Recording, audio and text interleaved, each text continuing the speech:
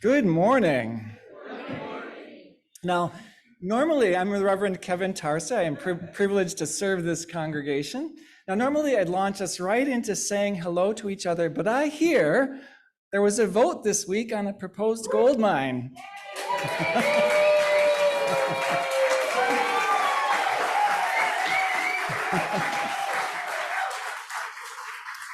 So there is more hope and joy, and this week it's right here, right here. For those who don't know, this congregation voted to create a task force to help stop the proposed mine and protect the health and well-being of this community. And county supervisors just a couple days ago voted to reject that mine proposal. And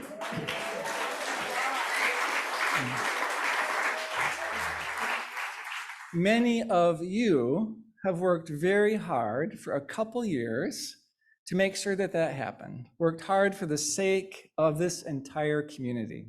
So here's to say thank you to the entire task force and everyone who's been writing letters and showing up at meetings and otherwise helping inform the community and influence the decision. Special thanks to Jim Bear, who led that. Yeah. Among the many others who did amazing work. So another joy this morning, I am pleased to announce, is that we are graced with the presence of Kay Kreider and Reverend Sarah Green, who are here helping support UUCM's Stewardship Guidance Group, and you'll get to hear from them shortly. So right now, I just want to say welcome. I'm really glad you're here. Thank you. So now, whether you're online or in this room, I invite you to greet one another, to greet the people around you with as much genuine presence and kindness as you have to offer this morning, making sure that everyone around you gets greeted well.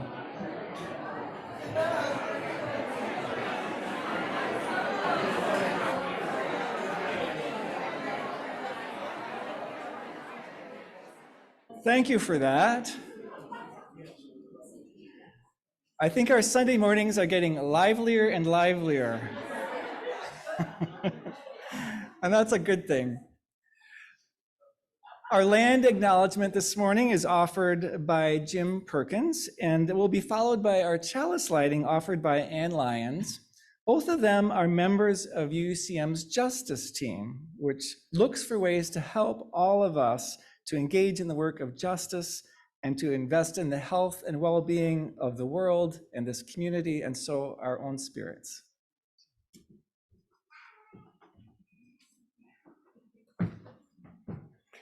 We are committed to being in right relations with the Nisenan, the indigenous people of this land, who are still here among us today. These black oak acorns are a symbol of our commitment.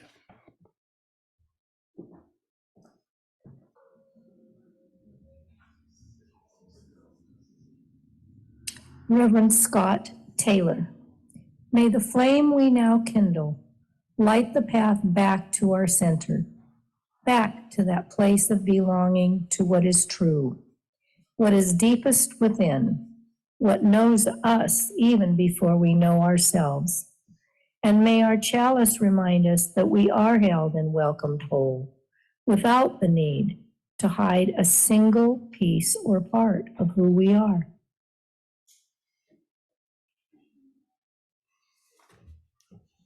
Gail lights our chalice, the symbol of our tradition. And each week we send the light with our youngest members and participants as they go to Kids Connection. And for the folks who are new, I'm sorry. Well, no, you could go to Kids Connection, actually. It's especially for our youngest members. And we sing our young ones and our adult leaders and helpers on the way with this little light of mine.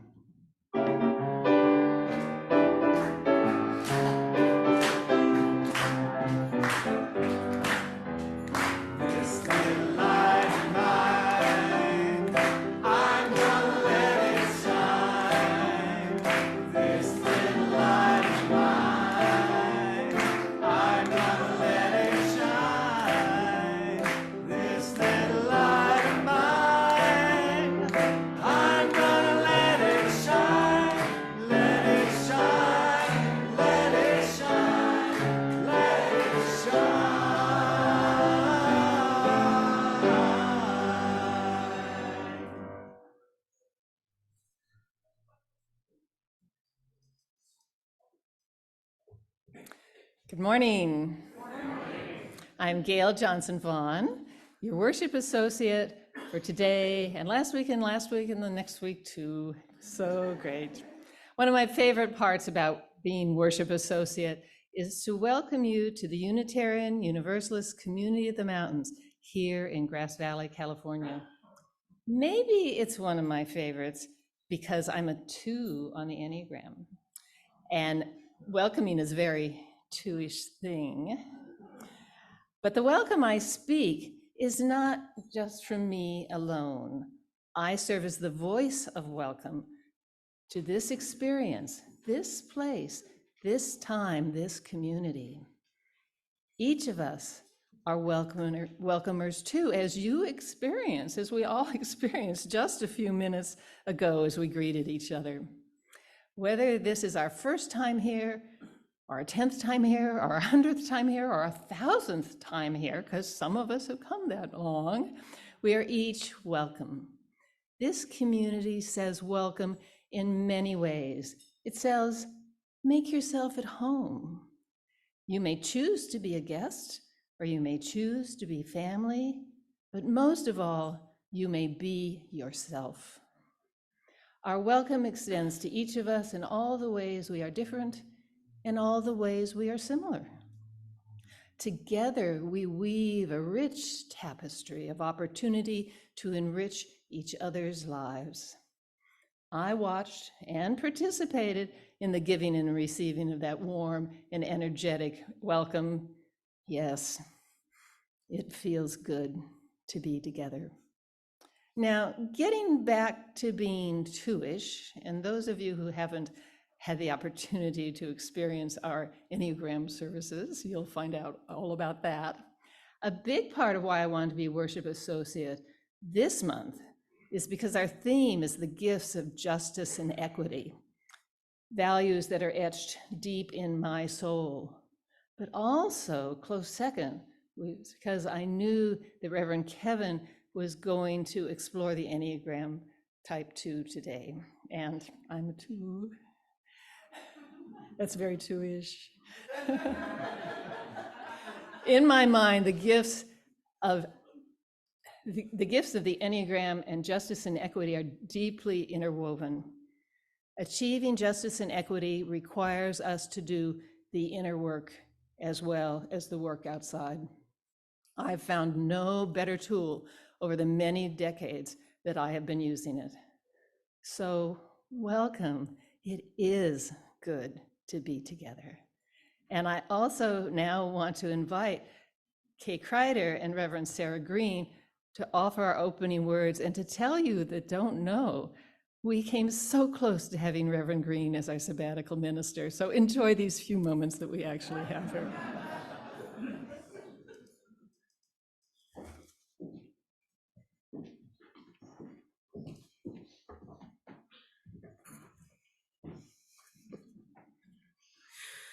The opening words, "We gather to draw a wider circle," by Reverend Gretchen Haley. In a world that feeds on moral outrage, we are here to cultivate moral courage. In a time that prizes picking sides, we gather to draw a wider circle. And in a culture that teaches us to get for what we give and to ask, what's in it for me? We come to practice generosity and to remember we are all in this together.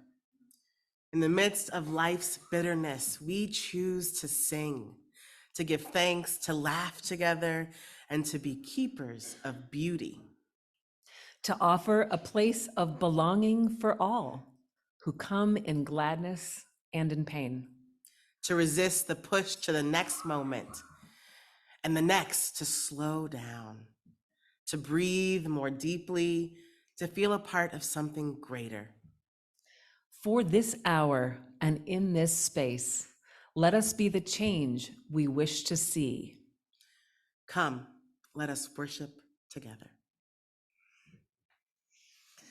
So, as you heard, I'm Kay Kreider and Reverend Sarah Green. And we are so delighted to have been here with you this weekend. And we have enormous gratitude for what this community brings. We visit a lot of congregations, and you are rocking it. And this weekend, we've been meeting mostly with a stewarding guidance group, and then all the 25 stewards who have agreed to be part of your stewardship effort this year. And we heard from them over the weekend about some of the things that they love about this congregation. And congratulations on all your justice work, not to mention the least of which is your recent victory on the mine. That is fabulous. And transformation that people spoke about, both internally and for the wider world, spiritual growth opportunities, spiritual exploration opportunities, support for each other in difficult times, opportunities to serve here and in the wider community, and a faith for our challenging times. That was one of the things that someone brought up that really is part of why we're here. You are all doing amazing things in the world. You are worth it, and you are a fabulous community. So we invite you to become all that you want to be. So yesterday we were blessed with the opportunity, and it really was a blessing to me because of the energy that you all bring, to train 25, 20-ish of the visiting stewards. If you were in that number yesterday, would you please rise and body your spirit or wave a little bit? We want to see who you all are.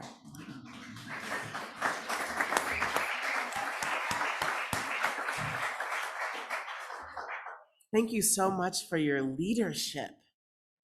We did a lot of things yesterday in our short 2.5 hours, but we talked about the role of a visiting steward being one that stewards this community and the connections between each other.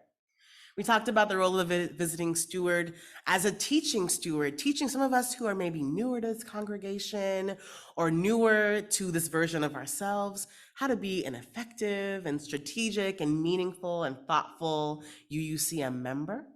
And we talked about the role of the visiting steward being a role of cycle breaking, of being the ones that boldly and courageously talk about money and our resources in a way that we are proud to be thoughtful and strategic about them.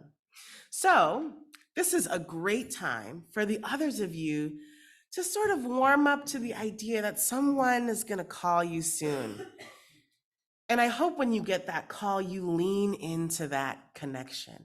You lean into this being about more than community, but being about, more than about money, but about this community and caring and being stewards of one another. I invite you to meet them at this crossroads of being very brave. Oh, they are ready to be so brave. Some oomph there, yeah. They are ready to be so brave and courageous, and I invite you to meet them at that crossroads. We sang a song inspired by the words of a Leonard Cohen something or other, and the words are, "Forget your perfect offering. Just ring the bells that still can ring. There is a crack in everything. That's how the light gets in." So as we sort of warm up to this season of annual budget drive and building and creating community, I want you, whoever you are, visiting steward and not, and other ways that we're all leaders, to forget your perfect offering, but to remember your brave offering, your prophetic offering, to remember that offering that's going to connect you to other members in this community. Forget your perfect offering, but ring the bells that still can ring. Yeah. We look forward to hearing that you've reached your wildest dreams. Thanks all for having us this weekend. Thank you.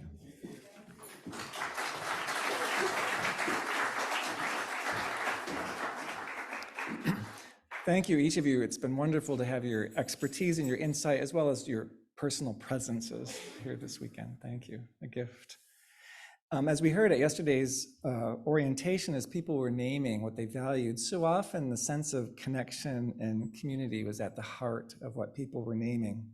We feel it especially strongly often when life is hard for us, life is challenging, and others in that time see us and support us, affirm us, hold us, and sometimes serve as living examples for us of kindness, compassion, and love. So as we prepare to share the joys and the sorrows in our hearts and to honor those with our silent ritual this morning, I invite us to sing and therefore to breathe together in the process. So I'll invite you in a moment to rise in body or in spirit to sing Shelley Jackson Denham's Words and Wisdom and to feel out any of the ways those words might give a voice to your own life. I invite you to rise in body or in spirit and to sing together.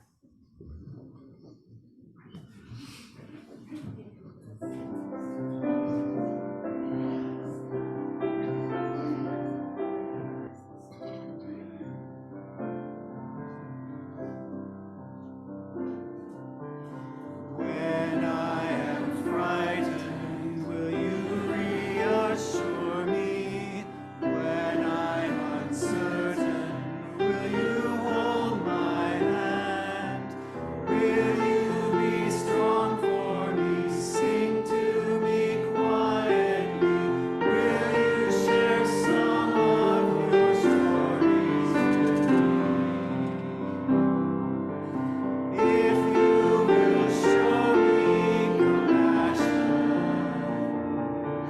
then I may learn to care as you do. Then I may learn to care.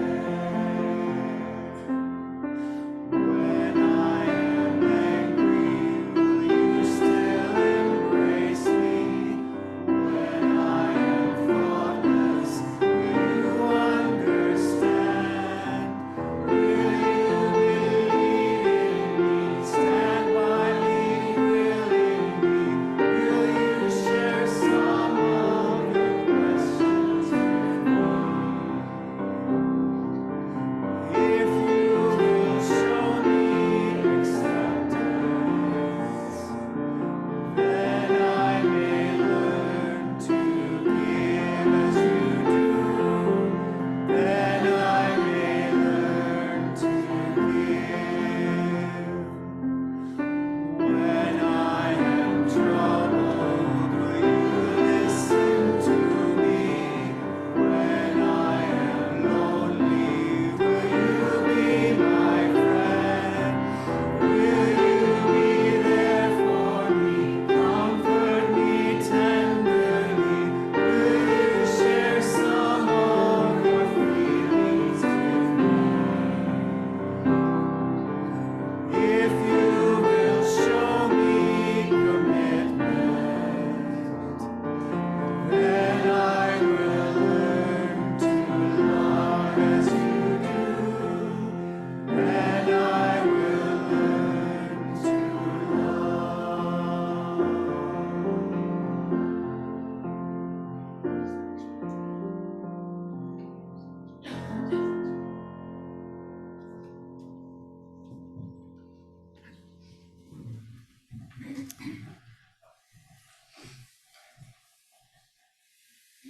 In the spirit of that song, I invite you to take a moment to search within. What is carried in your heart this morning?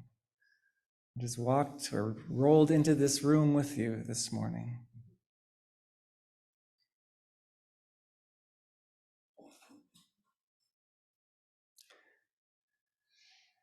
Could be the whole range of possibilities, all the way from tremendous joy to very deep loss and sorrow.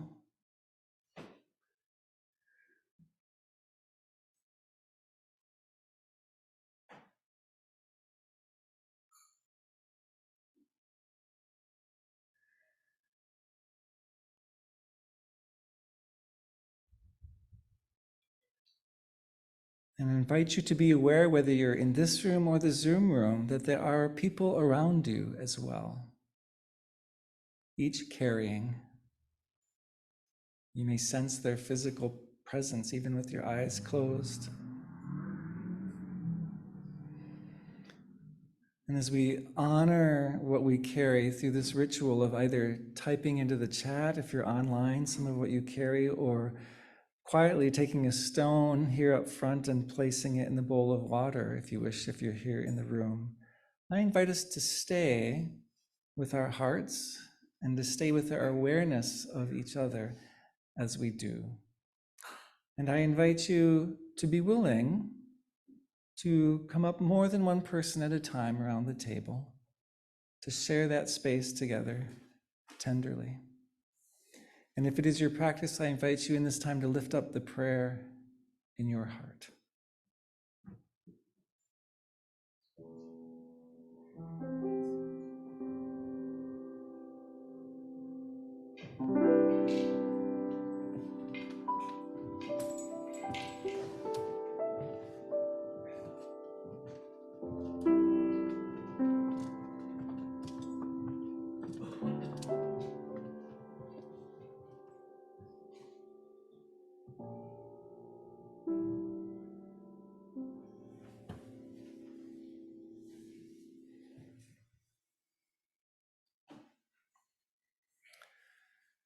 There are stones there for all the rest. I want to thank you for your willingness to risk other people's presence. I know that's no small thing for some of us. And the bowl each week is such a powerful symbol for me of all that we're holding. All that we're holding. For our prayer and our meditation this morning, I would offer what's known as the much-loved prayer of St. Francis, though St. Francis did not actually write it. It's more self-focused than a prayer by St. Francis would be. It appeared first in 1912 in French, and then was shared quite a bit during the World Wars, because I think in part because it's such an inclusive prayer for peace. And many of us know it through the 1967 musical version, right? Make me a channel of your peace. It was by a South African Franciscan, Sebastian Temple. So here's the translation from the original French, with just a few adaptations so that you can take it in and take on this prayer through the heart of your spirituality, if you choose. Through your understandings, your hopes, addressing it to God or Goddess or Spirit or love or life, or the center of your own heart, perhaps. In other words, to where you direct your deepest yearnings. Make me an instrument of peace. Make me an instrument of peace. Where there's hatred, let me bring love. Where there's offense, let me bring pardon. Where there is discord, let me bring union.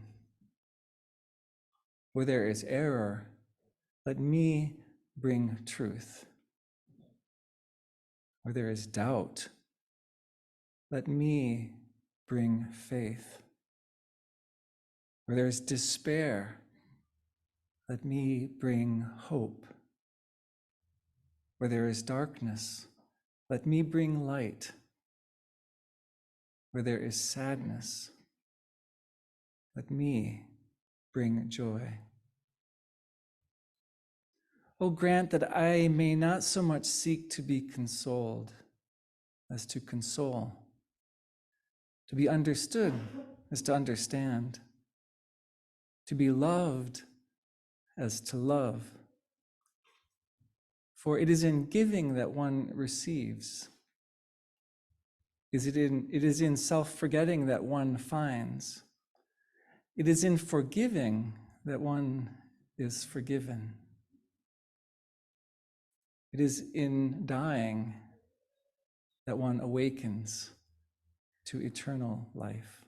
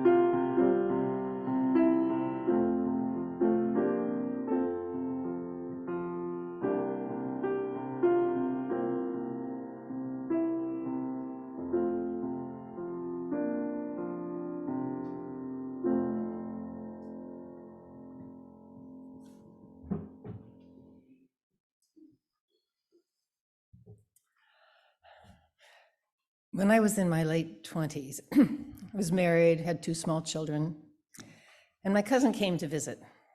We were doing the dishes together one day when I told her that I believed that if anyone, anywhere in the universe didn't like me, I would diffuse into the void and cease to exist.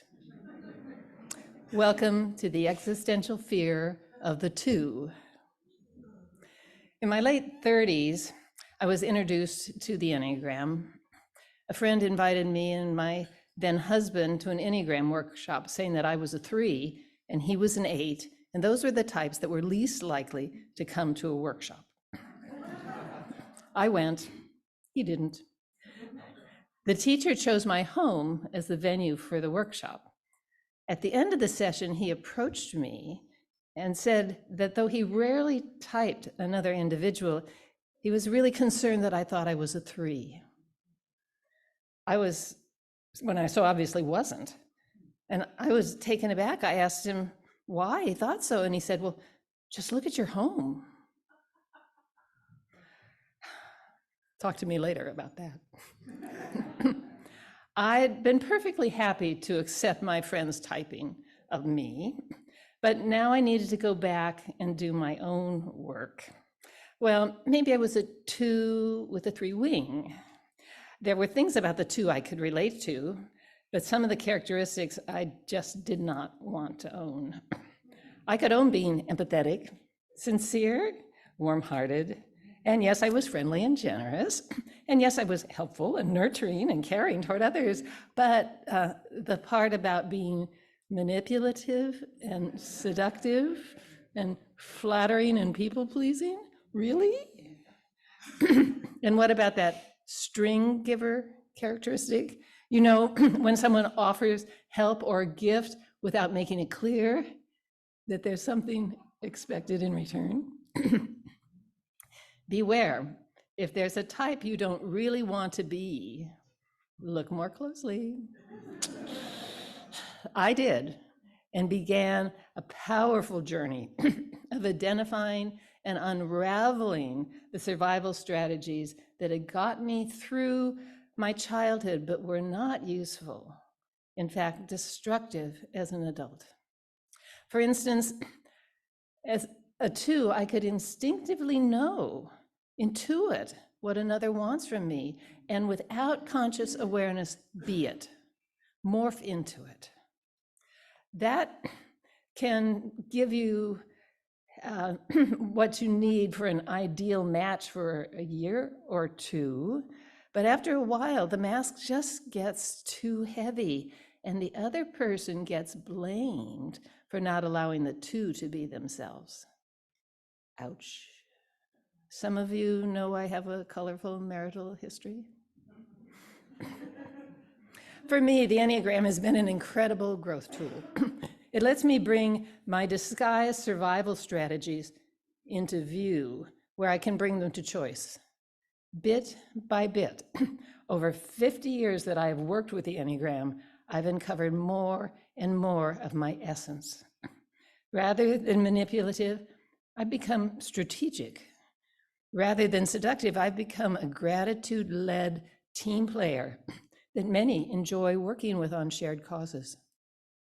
Rather than being afraid of diffusing into the void, if anyone doesn't like me, much to my surprise, I became an advocate, successfully taking on the state of California's child welfare system. I had outspoken adversaries who didn't hesitate a moment to let me and others know how flawed they saw me to be. And I didn't diffuse. I'm here. 2 are known to be self-sacrificing. Some of the literature says that's a good thing, but any strength overused becomes a liability. I'm working hard now to care as much for myself as I care for others. The muscle that lets me say no is strong now. I can still say yes, but I do so after careful consideration of what I'm saying yes to. I take on tasks that keep me in balance, that feed me as well as draw my strength and energy. So, am I done growing? Far from it.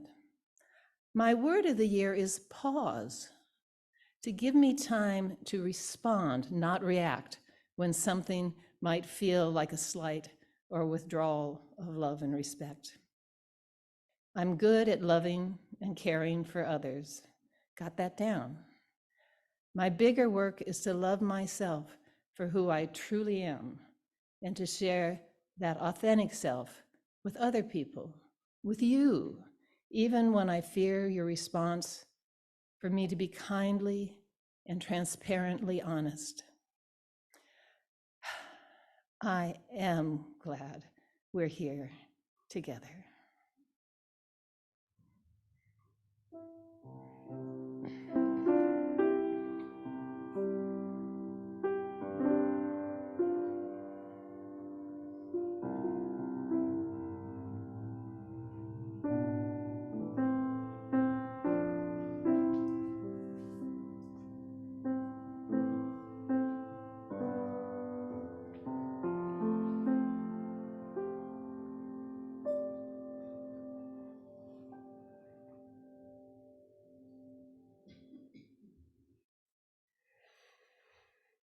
Gail, thank you. Thank you. Gail has shared in a wonderfully personal way a number of the elements of this aspect of our personality, in Enneagram terms known as our two-ness. One of 9 patterns we humans live out to make our way through the world. The 2 is sometimes known as the helper, the giver, the altruist, the lover. And for some people, this is the strongest part of their identity. But in all of us, at our healthiest, this is the part of us that is loving, empathetic, warm, thoughtful, appreciative, generous, and helpful, rooted in our very human desire to feel love and to be a source of love, both.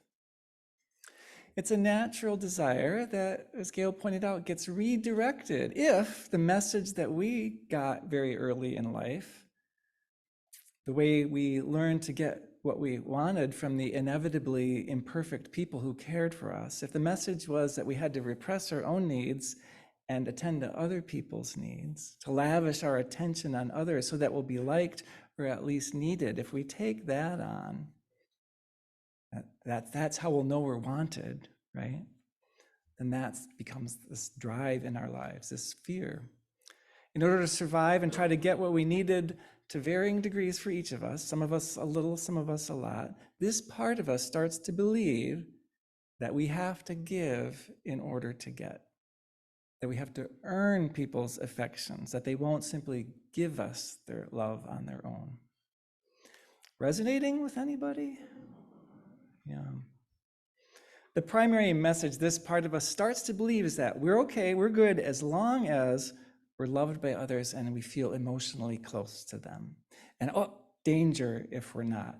And so we do all kinds of things to try to make sure people will like us, to make sure people will need us, and make sure people will feel emotionally bonded to us, will be our special friend.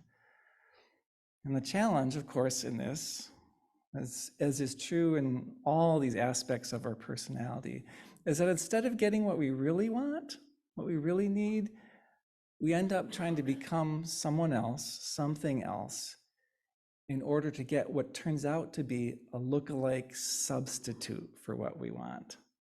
A lookalike substitute for that unconditional love and connection that we really need. And so it becomes a trap.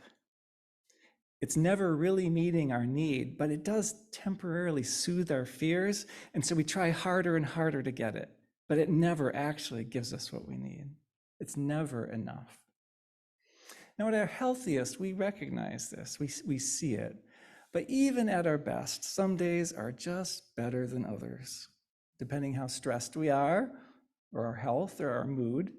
So the wake-up call that our button's getting pushed in this way, that we're getting sucked into our insecurities about whether people have affection for us or not, is when we realize, oh, I'm doing a whole lot of people pleasing. I'm looking for really hard for what I have to say or do or not say or do to try to make people like me or feel good about me. The three in us we talked about a couple weeks ago wants people to perceive and think of us well. The two in us wants people to feel good about us and feel close to us. It's a pattern, as Gail noted, that can lead us to give too much, to exhaust ourselves trying too hard to meet too many people's needs, believing that we have to be superhuman and indispensable in order to be accepted. Worried that people won't feel close enough to us if we stop being so supportive and so generous.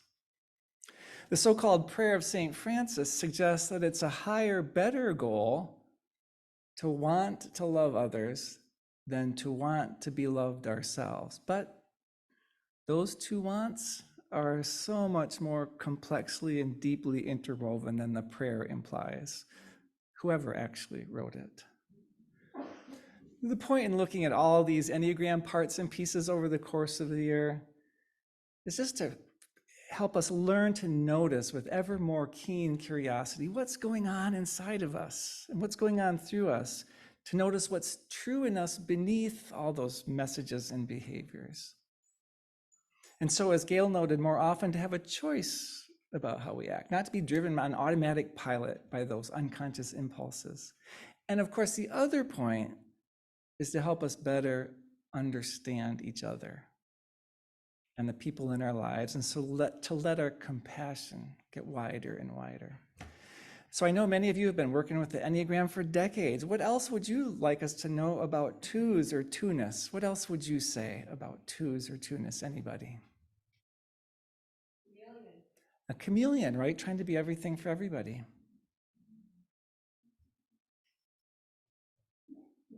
Anything else you'd name about two-ness? The impulse to rescue. The impulse to rescue, yeah. Both to help and to be needed all at the same time, yeah. Gail spelled it out so nicely, all those aspects for us. So some purportedly famous twos: Mother Teresa, Maya Angelou, Desmond Tutu, Florence Nightingale, Samwise Gamgee, Stevie Wonder, Celine Dion, Spider-Man, Arsenio Hall, the marvelous Mrs. Maisel, Ted Lasso, and Santa Claus. What do you think the country is that people suggest embodies two-ness? Any guesses? Sorry? Canada? Some say Italy, right? That warmth and food as love, but Sweden, friendly, welcoming, altruistic, and a little bit superior, gets to more of the complex layers of two. Yeah. So when it comes to pursuing justice and equity, our theme this month, we've learned over time that it's important to pay attention to that give in order to get motivation. And so when we want to do good and want to give to the wider world, to ask ourselves first, who's being served in the process and how? Is it mostly helping us feel better about ourselves, or is it truly serving others? To quote the Wizard of Oz, our UU tradition has long called us to be good deed doers, with a focus more on this world than the next, and our aspiration to honor the inherent worth and dignity in every person. Universalists and Unitarian Universalists have done a lot of good, but not without also doing harm often, unintended harm. Our historical tendency has been to do our good deeds from a rather paternalistic perch, with an unexamined and often unconscious assumption that we know best. In swooping in with our solutions and our benign and generous benevolence, we have not always noticed the gap between our intentions and our impact. How our swooping in fact, took away agency from other people. Now, the Unitarian Universalist Service Committee has addressed this head on. The Unitarian Universalist Service Committee originated in the Unitarian Service Committee in the 1940s, helping people escape Nazi persecution in Europe. Their logo, a chalice with a flame in it, gradually became the symbol for this entire tradition, which is why we light a flame in a chalice. The UUSC's mission is to advance human rights and social justice around the world, and that is a big mission. What I so appreciate about what they do and how they do it is that these days, when they identify suffering or a need that they want to address, they don't just swoop in with the answer to take over. They look to create what they call eye-to-eye partnerships with local grassroots groups that are already helping usually marginalized communities to determine their own steps for the future. So the UUSC looks around to say, who's already doing helpful work for themselves, and then to come in and ask, how can we help? When I took part in the UUSC effort in Haiti as a seminarian after the 2010 earthquake, I and other seminarians, we moved rocks.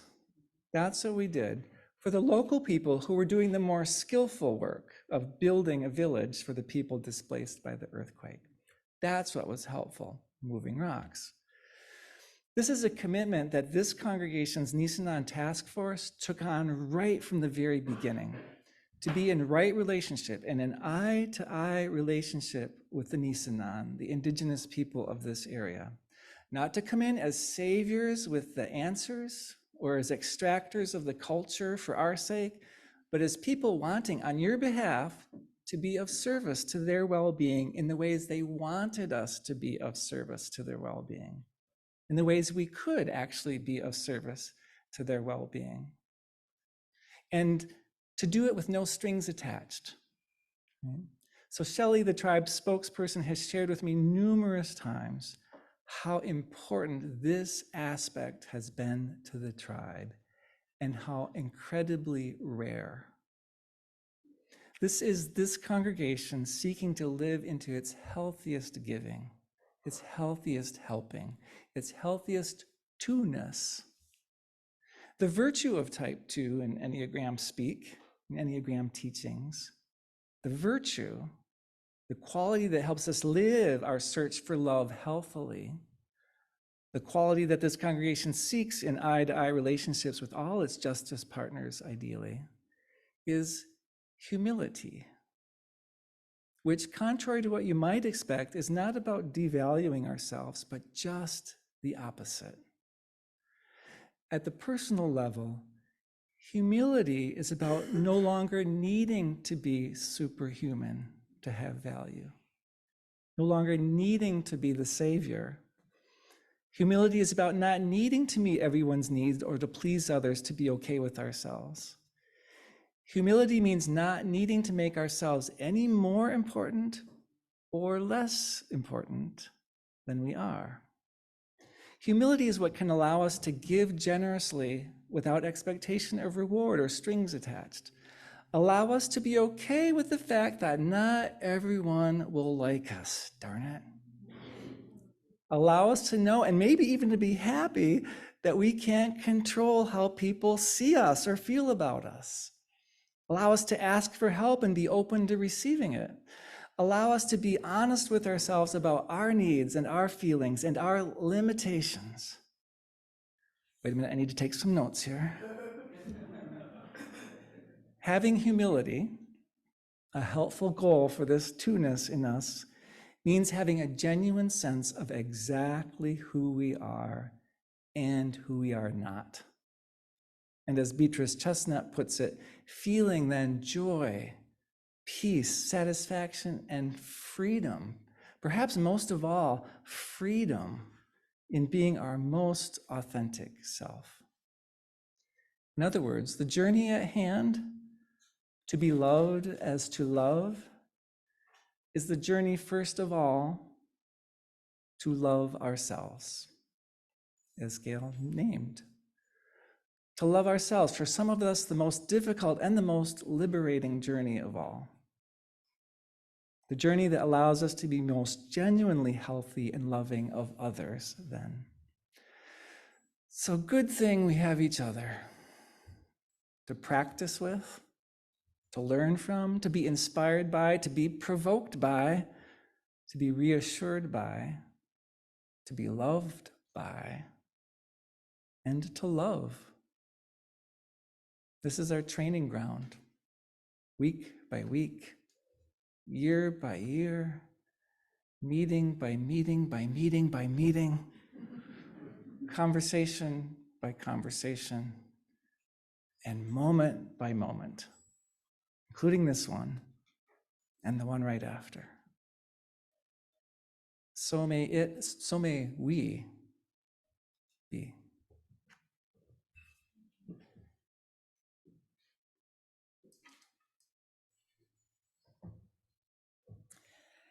Being part of a community can make a real difference in a life.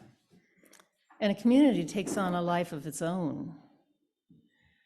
You can feel it here in this room.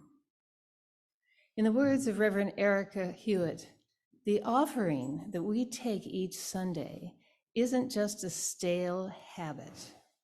It's an opportunity to recommit to this place and to this people. Our offering is an affirmation, a yes. When we give, we say yes to something that we value. With our gifts freely given, may we say yes to the values of our faith. And here at UUCM, to the values of our partnerships with local nonprofits whose work we support and whose values are shared with us. 25% of your offerings this month, or more if you like, will go to support Child Advocates of Nevada County, whose mission is to provide the emotional and practical support to help children overcome trauma and isolation caused by abuse and neglect, so that they can rise to their potential. As you might guess from my reflection, their work holds deep meaning for me. No parent sets out to hurt their child, but the cycle of generational abuse and neglect is hard to break. Raising emotionally healthy children is key to achieving justice and equity. If you want 100% of your gift to go to Child Advocates, place it in the white envelope that will be in the basket as it's passed.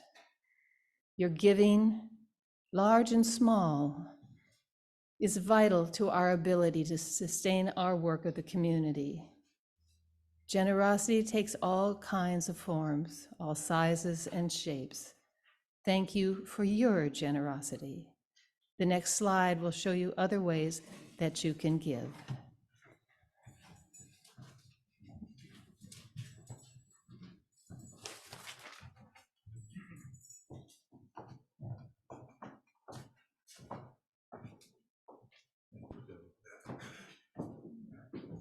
The white envelope did not make it. I don't know what to say about that. This piece is entitled Remembering the Nissinan.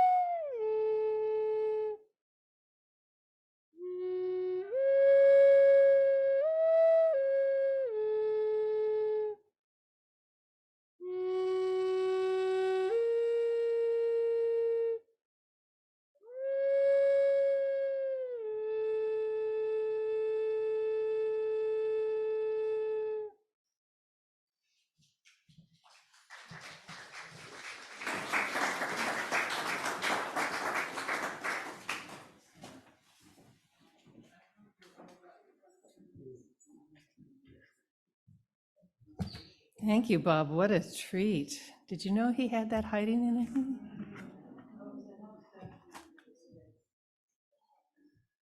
And thank you all for your right-sized generosity. We dedicate these gifts to doing our part in creating a world where families can thrive. For like 3 years, our thank you slide has had a certain order, and we realized we always thank the same people first, so we've reversed it. So Liz, Corey and Cheryl is up with our young ones, but Corey is here and Lindsay is up with our young ones. Yes, thank you. Shannon, Julie Miller, thanks for helping organize refreshments. I saw other people back there today too. Our greeters, Lori and Gwen. I saw Jean greeting as well, and Carl. Shanti, thank you for the setting, giving our eyes beauty for the morning. Andy and Paul are without Cypress today. Young Cypress is usually here, so they have to fend for themselves today. Thank you. Eileen is our chat host online. Eileen, we always appreciate that. Thank you for reading, Jim and Anne and Reverend Sarah and Kay very much for both the reading, of course, and your presence today. Bob for music, as well as Toby, and we're about to have Michael, so I'm gonna thank Michael in advance. And Gail, as always, thank you very much for being not only worship associate today, but a personal reflector on your own life. Thank you. So a few announcements. A grief support group has begun. If you're interested, you can see, if you're here, you can see Tom or Sue. Would you identify yourselves so they know who to talk to? Or email here. You can check the website for this information. So contact them if you're interested in the group. There's a buildings and work ground party next Saturday. It's a great way to come and do something helpful in a shared, simple way next Saturday. There's a spirituality sharing circle has moved to the third Saturday of the month and moved to a slightly different time at 2 p.m. Come join in. That will be next Saturday as well. And if you're wanting to make a difference in the world, join the postcard club. If you go to the member section of the website, if you go to the members page, there's that purple box says join the postcard club. It can take you right to all the information you need. And Gail's here to answer questions today as well. And as always, check out the website for more. Thanks to those of you who join online and experience how we talk to people in the room, but also you. So we're glad you're here. I invite us for our closing song to sing some more traditional words. It's a poetic expression of the larger love in which we're held. Immortal love is the language. I invite us to rise in body or in spirit and to sing together.